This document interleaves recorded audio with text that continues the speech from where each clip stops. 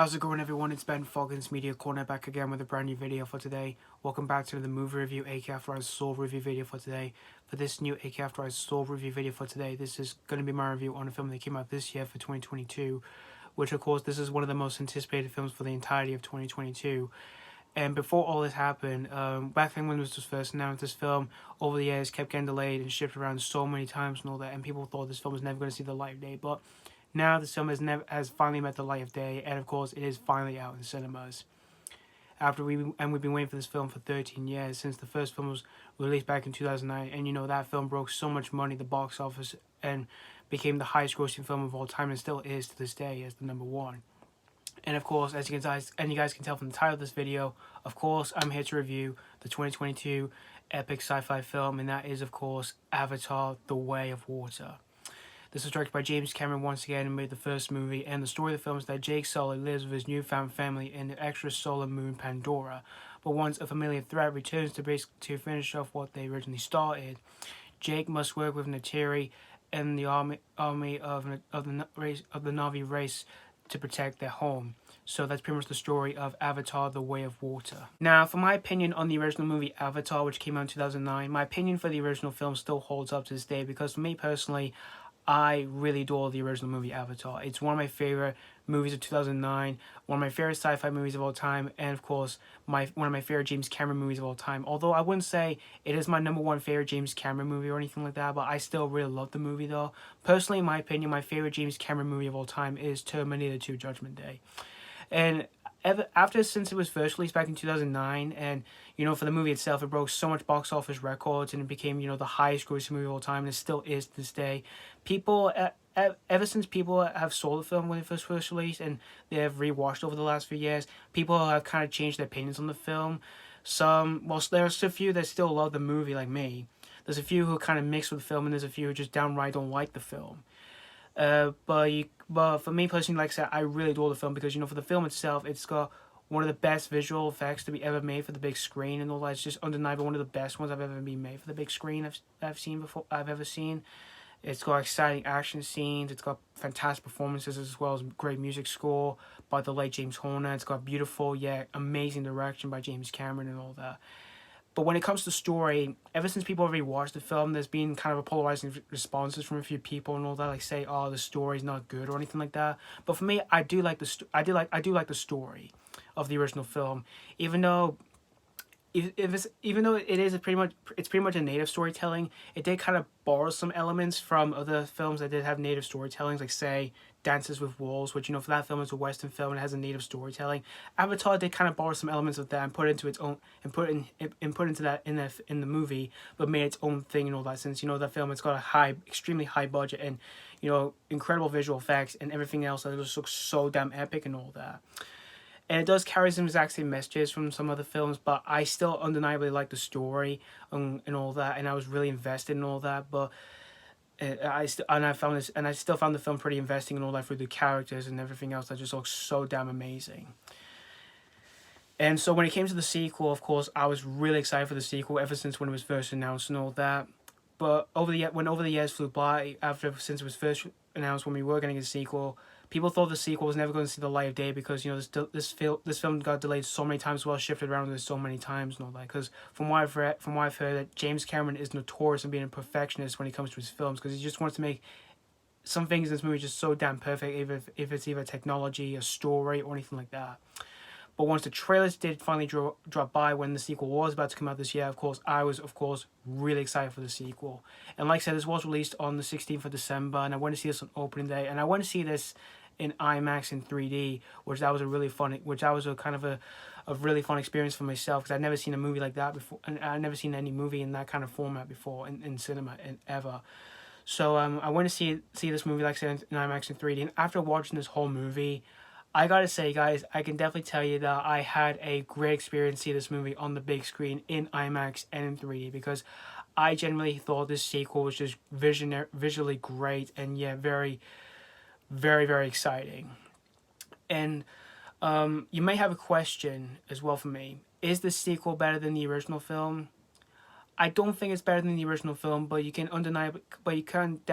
doubt for a second that this still is a great sequel here that we've been waiting for 13 years, guys. Because, like I said, it's got everything what we expected, of course, from the original film. Because, well, let's just get into what I really liked in the sequel here. When it comes to the story of the original Avatar film, ever since people have rewatched that film, there's been polarizing responses to what people think of the story of the original film. For me personally, I like the story of the original film, even though I do obviously know where it's going from here and there, because it does kind of have a basic story where it's basically a native storytelling, and it did kind of borrow some elements from other films as native storytellings and all that. But I still dug the story in the film because I did find it pretty solid and strong enough, because I did find myself really invested with the characters.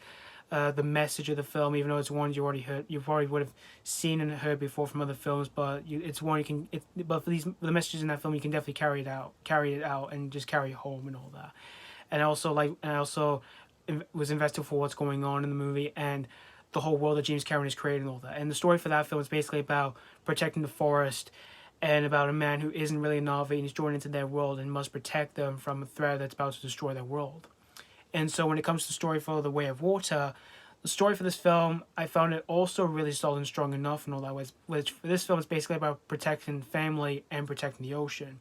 And which the message about protecting the ocean, I found it really vulnerable and very strong here. And it's definitely one I can definitely say you can carry on the way home and all that.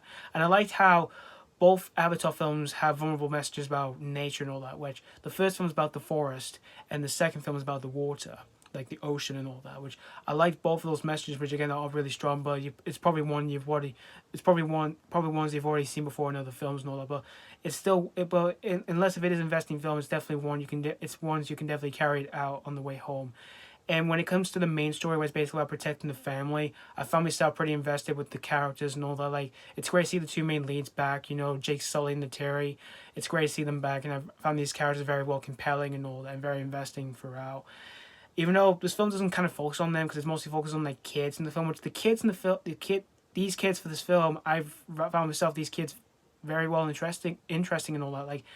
Like they do have some side stories of their own, like the middle-aged son of the film.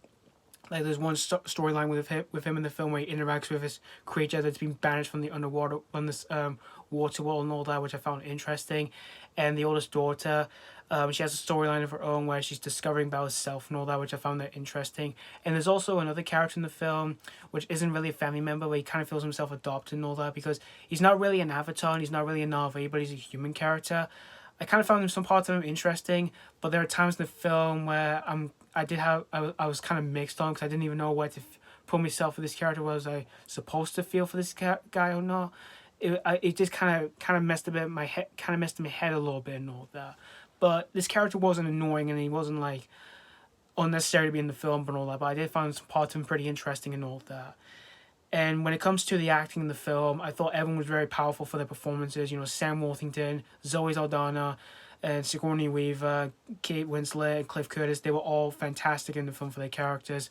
And they do bring emotions to their characters, which got myself more invested with them. Like, there are some minor humorous moments with some of the characters, which I thought did work for this film.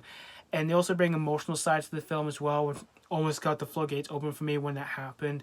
And just like I said, I was just generally really invested with these characters and all of that. And of course, when it comes to, and also when I said this film has some story sidelines, there are some that did work for me, while there's a few that didn't quite work for me.